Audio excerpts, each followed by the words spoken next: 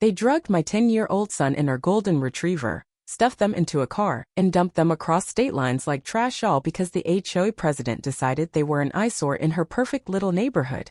What they didn't know was that I'm the county sheriff, and I was about to turn their lives upside down, using every legal loophole they thought they could twist. It sounds like something straight out of a late-night Reddit thread scribbled by some caffeine-crazed insomniac, doesn't it? I wish it were fiction. I'd give anything not to be the guy explaining to a terrified kid why someone thought he and his dog didn't match the cul-de-sac's VYB and figured kidnapping was the answer. And as if that weren't bad enough, they hid it all behind a stack of smug HOA paperwork. I've locked up meth dealers with more compassion than the woman who pulled this off.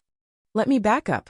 2 months ago, I moved into a quiet little street with my son, Liam, and our spoiled golden retriever, Rusty. I'd snagged the house sight unseen at a property auction after my wife died, needed a fresh start without straying too far from the sheriff's office. It looked promising. Neat lawns, clean sidewalks, neighbors who waved from afar. The kind of place you'd picture raising a kid in peace. Turns out, it was a playground for power-tripping busybodies armed with rulebooks and egos.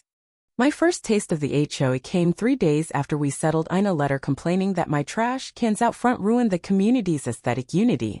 You'd think I'd dumped a rotting deer by the mailbox, not just left 2 bins out while wrestling a couch inside.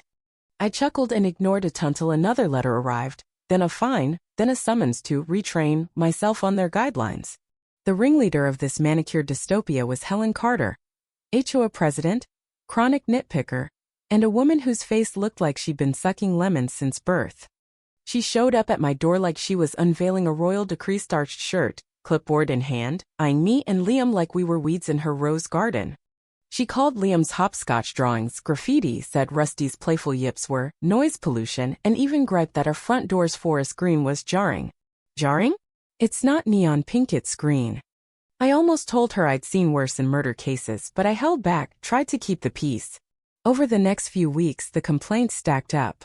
Liam got chewed out by another HOA drone for laughing too loud near the fountain. Rusty got a citation for being off-leash in our own yard. News to me that was a crime. Then came the mediation meeting, which was less about fixing anything and more about 6 retirees preaching bylaws like they were handing down the 10 Commandments. Helen led the charge, flipping through her rulebook like a preacher mid-sermon. I couldn't resist asking, "Do you folks just dream up new rules over coffee? Or is there a prize for this?" No one laughed. I tried shielding Liam from it, told him to ignore the grumpy adults and enjoy the yard with Rusty. But it's tough to tune out hostility when it's taping notes to your windshield like the one I found one morning. Some families don't belong here. No signature, just HOA letterhead and a whiff of malice. I reported it, Bootshocker board investigated itself and found no proof of wrongdoing. Then came the night that broke me. I was out late on a call, stolen car across town, got home at 1 a.m. House was silent. I figured Liam and Rusty were asleep. But when I checked Liam's room at dawn, his bed was empty. No kid, no dog, no nothing. Panic hit hard. Maybe he'd taken Rusty for a walk? He never did that without telling me. I searched the park, called his buddies, nothing. That cool-headed cop training? Gone. I tore through town, issued an Amber Alert, pulled every camera feed I could. Sleep wasn't an option. I just sat there, staring at the carpet, fighting off the worst thoughts.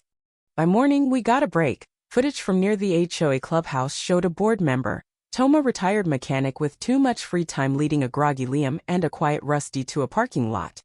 They climbed into a white van, no plates, and vanished. I stormed over to Helen's place that afternoon.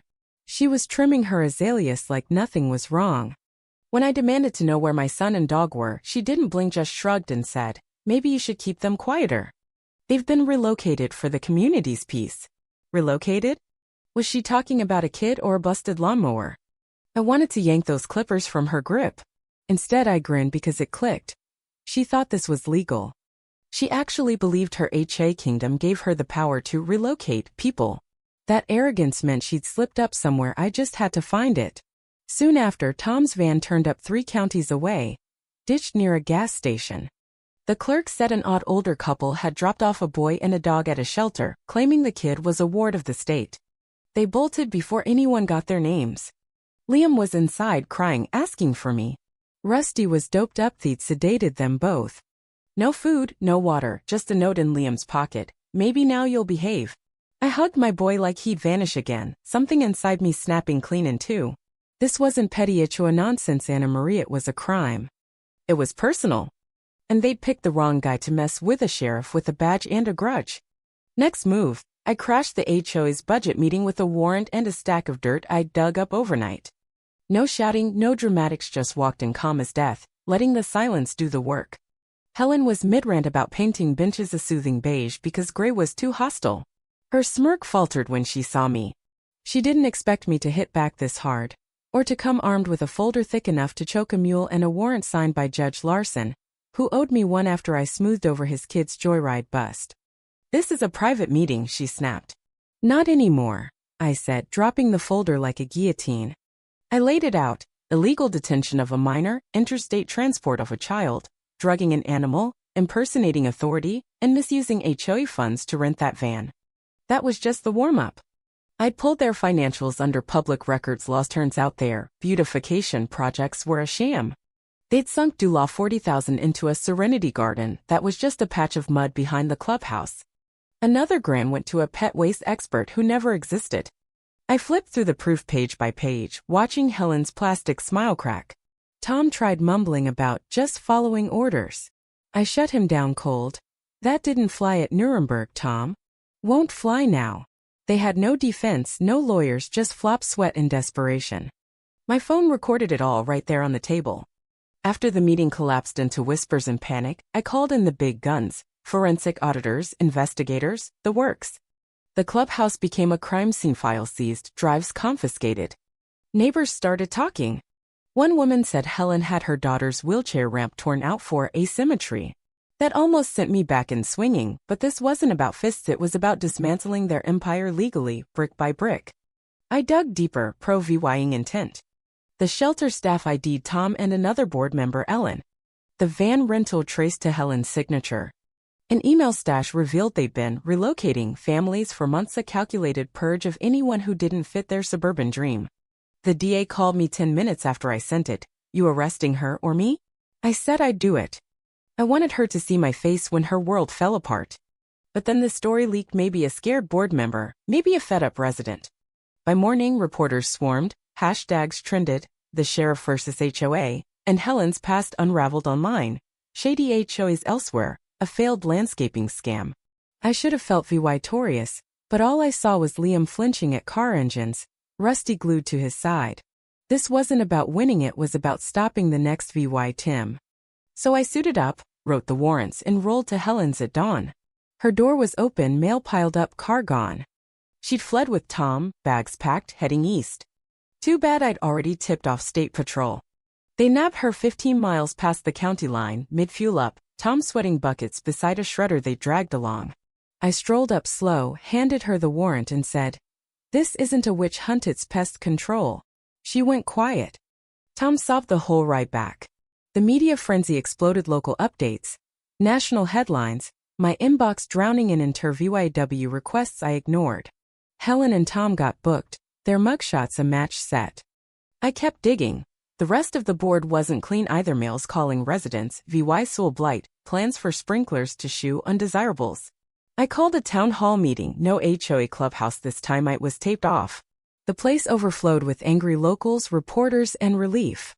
I dumped everything: footage, fraud, bylaws. The HOA was dissolved by court order, its reign done. People cheered, hugged me, thanked me like I'd freed them from a dictator. I could have stopped there, but I didn't. At the HOA asset auction, I bought the clubhouse, outbidding some yoga guru, and turned it into a dog park.